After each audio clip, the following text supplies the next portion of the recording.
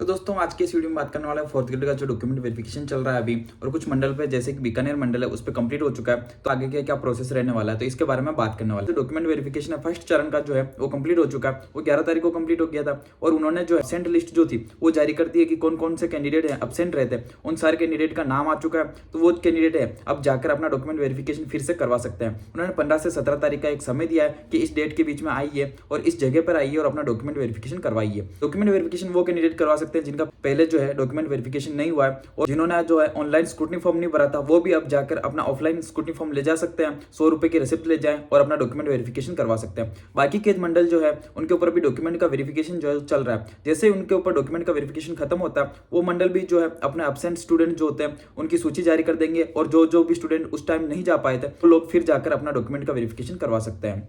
इसके अलावा जो है प्रोविजन लिस्ट कब तक आएगी? प्रोविजन लिस्ट जो है सारे कैंडिडेट का जो डॉक्यूमेंट वेरिफिकेशन हो जाएगा उसके बाद जारी की जाती है कि सारे कैंडिडेट आ चुके हैं, इन कैंडिडेट के इन डॉक्यूमेंट में कोई ना कोई कमी रही है तो उन लोगों के लिए जो है प्रोविजन लिस्ट आती है। तो प्रोविजन लिस्ट जो है अभी नहीं आएगी, अभी पहले जो है एब्सेंट स्टूडेंट है उनके बारे में आएगा, वो सारे कंप्लीट होता है उसके बाद जो है प्रोविजन लिस्ट आएगी। प्रोविजन लिस्ट में जो होता है कैंडिडेट का नाम आता है और रीजन आता है किस वजह से आपको प्रोविजनल किया गया है। तो प्रोविजन करने के कई सारे रीजन हो सकते हैं जैसे कि जाति हो सकता है, मूल निवास हो सकता है, 10th की मार्कशीट, 12th की मार्कशीट, इन सभी में कोई ना कोई त्रुटि हो सकती है, कोई नाम में त्रुटि हो सकती है या फिर ये जो है सारे डॉक्यूमेंट उस टाइम उन्होंने उपलब्ध ही नहीं कराए थे। अगर वो उपलब्ध नहीं करवाते हैं तो क्या होता है कि उनको प्रोविजन लिस्ट में डाल दिया जाता है। प्रोविजन लिस्ट में जो होता है एक टाइम दिया जाता है आपको कि इतने टाइम बाद आपको यहाँ पे आना है, इस डेट को यहाँ पे आना है, आपके जो भी डॉक्यूमेंट बाकी रहे वो लेके आने और आपको यहाँ पर सबमिट करवाना है ताकि हम उनका रीवेरिफिकेशन कर सकें। जैसे ये कंप्लीट होता है प्रोसेस तो आपको प्रोविजन लिस्ट से हटा दिया जाता है। उसके बाद फाइनल लिस्ट कब आएगी? तो फाइनल लिस्ट जो है प्रोविजन लिस्ट के सारे जो कैंडिडेट है उनके जो है डॉक्यूमेंट सबमिट हो जाएंगे और आज जो है फाइनल लिस्ट तैयार की जाती है किन किन कैंडिडेट का फाइनल में नाम आया। तो फाइनल रिजल्ट जो है अभी आने में टाइम लग जाएगा क्योंकि अभी जो है पीएच कैटेगरी के जो कैंडिडेट है उनके जो सर्टिफिकेट होता है उसका वेरिफिकेशन चल रहा है और उसका वेरिफिकेशन जो है बहुत ही स्लो तरीके से चल रहा है क्योंकि जो है कुछ मंडल पे तो 15 से 20 कैंडिडेट को पर डे के हिसाब से बुलाया जा रहा है, तो कुछ मंडल जो है उनके ऊपर सिर्फ 10 कैंडिडेट ही पर डे के हिसाब से जा रहे हैं और पीएच कैटेगरी के कैंडिडेट है उनकी संख्या जो है वो बहुत ज्यादा है। कुछ मंडल पर संख्या जो है उनकी 1910 बताई गई है तो कुछ मंडल पर उनकी 2000, कुछ मंडल पर 1500 भी बताई गई है। तो ऐसा अगर 10 कैंडिडेट पर डे के हिसाब से जाएंगे आप 3 से 6 महीने का समय मान के चले कि रिजल्ट आने में 3 से 6 महीने का समय लग जाएगा अगर दोनों का रिजल्ट साथ में आता है, पीएच कैटेगरी का कैंडिडेट का और नॉर्मल कैटेगरी के कैंडिडेट का रिजल्ट साथ में आएगा तो 3 से 6 महीने का समय लग जाएगा।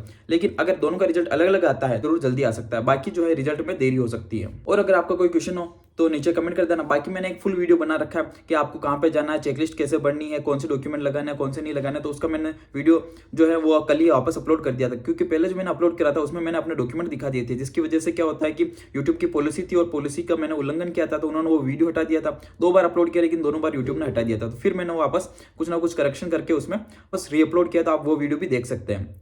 और फाइनल जो है रिजल्ट आने में 3 से 6 महीने का समय लग जाएगा। तब तक आप अपना दूसरा कोई भी काम कर सकते हैं जैसे कि अगर आप किसी और एग्जाम की तैयारी कर रहे हैं तो एग्जाम की तैयारी कीजिए अगर आपका डॉक्यूमेंट वेरिफिकेशन हो चुका है तो। अगर नहीं हुआ है तो अपने डॉक्यूमेंट को कंप्लीट कीजिए और अपने डॉक्यूमेंट का वेरिफिकेशन करवाइए। डॉक्यूमेंट का वेरिफिकेशन अगर हो चुका है और आपके कोई डॉक्यूमेंट में कमी रह गई है तो उस डॉक्यूमेंट को कंप्लीट करवाइए और प्रोविजन लिस्ट का वेट कीजिए। जैसे प्रोविजन लिस्ट आती है आपका नाम आता है वो डॉक्यूमेंट जाकर सबमिट करवाइए और आप पात्र की सूची में आ जाएंगे। और बाकी मंडल की लिस्ट कब तक आएगी? तो बाकी मंडल की लिस्ट कब तक आएगी इसके लिए ये कह सकते हैं कि जैसे उनका डॉक्यूमेंट वेरिफिकेशन नॉर्मल वालों का कंप्लीट होता है तो नॉर्मल वालों का कंप्लीट होने के बाद उनके पास एक डाटा आ जाता है कि हाँ हमारे पास इतने स्टूडेंट थे।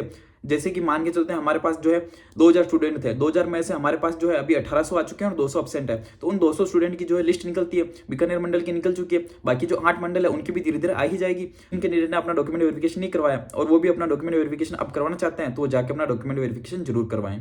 कि अकेले बैठे हैं एक समझदारों की भीड़ में एक राय जरूरी है, कोई हमारा साथ दे या ना दे हमारे लिए तो बस चाय जरूरी है।